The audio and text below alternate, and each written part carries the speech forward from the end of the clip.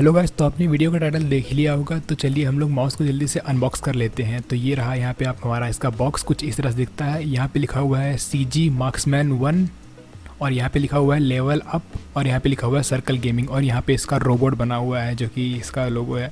यहाँ पे लिखा हुआ है अल्ट्रा स्पीड गेमिंग माउस। यहाँ पे आप इसकी स्पेसिफिकेशन देख सकते हैं कुछ इस तरह से। मैं आपको थोड़ा दिखा देता हूँ और आप देख सकते हैं ये बहुत थोड़ा शिपिंग में डैमेज हो गया। चलिए कोई बात नहीं, उसे हम लोग स्किप कर देते हैं और देखते हैं इसके ऊपर यहाँ पे आपके लिखे हुए हैं फीचर्स। तो आप यहाँ पे देखेंगे, मैं आपको थोड़ा सा दिखा देता हूँ। पहले तो आपको यहाँ पे आप देखेंगे सबसे पहले यहाँ पे आपको मिलेगा optical sensor Avago A3050, braided cable और ट्रांसमिशन वायर्ड। और आप देखेंगे यहाँ पे इसकी माउस रेजोल्यूशन लिखा हुआ है DPI और यहाँ पे आपको मिलेगी फॉर गेमिंग इंटरफेस USB और वेट इसका लिखा हुआ है 147 ग्राम। 6 कीज़ मिलेंगी, 5 प्रोग्रामेबल जिसमें कि। और यहाँ पे जल्दी चलिए इसको अनबॉक्स कर लेते हैं। यहाँ पे आपको कुछ इस तरह से देखने को मिलती है डिटेल्स और यहाँ पे आपको मिलेगी मेड इन चाइना लिखा हुआ और यहाँ पे आपको मिलेगी 1 ईयर की वारंटी।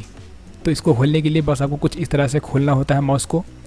यहाँ पे भी आप देखेंगे अंदर तो आपको माउस कुछ इस तरह से दिखेगा, यहाँ पे पैक्ड बिल्कुल। और आपको यहाँ पे लिखा हुआ फिर से मिलेगा circle marksman 1 ultra speed gaming mouse. फिर आपको बॉक्स के इस साइड में आपको इसकी डिटेल में फीचर्स लिखे हुए मिलेंगे, आप इसे चाहे तो पॉज करके पढ़ सकते हैं। तो बात की जाए इस माउस की प्राइस की, तो मुझे माउस पड़ा था आराम से 999 रुपीज़ का, तो आप कह सकते हैं 1000 रुपीज़ का। और अभी आप इसको अमेज़ॉन पे देखेंगे तो आपको 1100 रुपीज़ का मिल जाएगा यह माउस।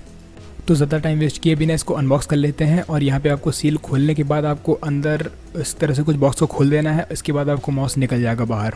तो चलिए मैं इसे जल्दी से फास्ट फॉरवर्ड करके अनबॉक्स कर लेता हूँ, फिर हम लोग जल्दी से इसके कंटेंट में आते हैं।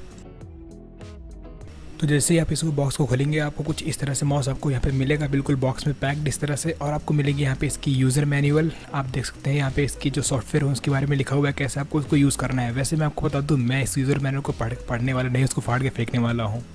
चलिए साइड में रख देते हैं। आपको मिलेगा इसका वारंटी कार्ड और इसमें कुछ लिखा नहीं हुआ है। क्यों भाई अमेज़ॉन क्यों? मेरे पास इसका बिल है तो इसकी ज़रूरत भी नहीं है। और यहाँ पे आपको मिलेगी छोटी सी CD। यार आजकल के ज़माने में कोई CD तो यूज़ ही नहीं करता है, लेकिन मैं इसे अपनी उंगलियों पे नचाऊंगा, ये काम आएगी, तो इसे मैं रख देता हूँ साइड में। और आपको यहाँ पे माउस कुछ इस तरह से दिखेगा, जहाँ पे आप इसको बॉक्स को फिर से खोलना पड़ेगा आपको और आपका माउस कुछ इस तरह से निकल आएगा। और केबल इस छेद से आपको बाहर निकालना पड़ेगा क्योंकि भाई ये बॉक्स है कुछ इस तरह सा। तो सबसे पहले नज़र हमारी केबल पे जाती है और केबल देखने पे लग रहा है वाह वाह वाह, क्या केबल बनी हुई है। देख सकते हैं कितनी सॉलिड लग रही है और क्या कलर है इस पे, वाह ब्लैक कलर।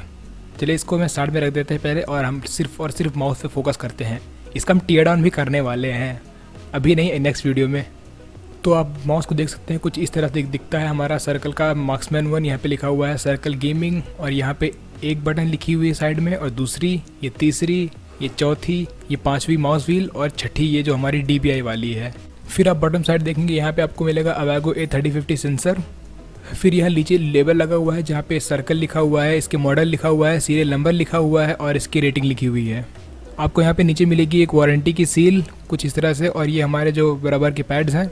तो बात की जाए इस माउस की साइज़ की, तो मेरा हाथ काफ़ी बड़ा है यहाँ पे और माउस काफ़ी छोटा लग रहा है यहाँ पे। वेल ये बेसिकली जिनके हाथ छोटे हैं उनके लिए ज़्यादा बेटर रहेगा और ये मेरे लिए थोड़ा हार्ड पड़ेगा काफ़ी। और आप देखेंगे इसकी माउस के जो बटन के क्लिक है बहुत ही स्मूथ है, बट यहाँ पे आप देखेंगे माउस का जो व्हील है ये भी काफ़ी अच्छा स्मूथ चल रहा है, लेकिन जो इसकी बटन है वो काफ़ी हार्ड है। तो ये इसका डाउन साइड है और बाकी इसके सारे बटन काफ़ी अच्छे हैं और ये बिल्ड क्वालिटी काफ़ी इसकी सॉलिड है।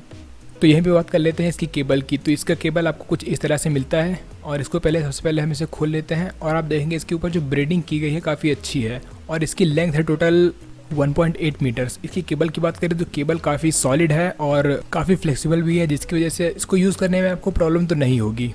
बट आप यहाँ पे देखेंगे तो यहाँ पे आपकी जो प्लास्टिक होती है वो काफ़ी शार्प है, जो कि अच्छी बात नहीं है यहाँ पे। मतलब यहाँ पे थोड़ा अच्छा किया जा सकता था इसे।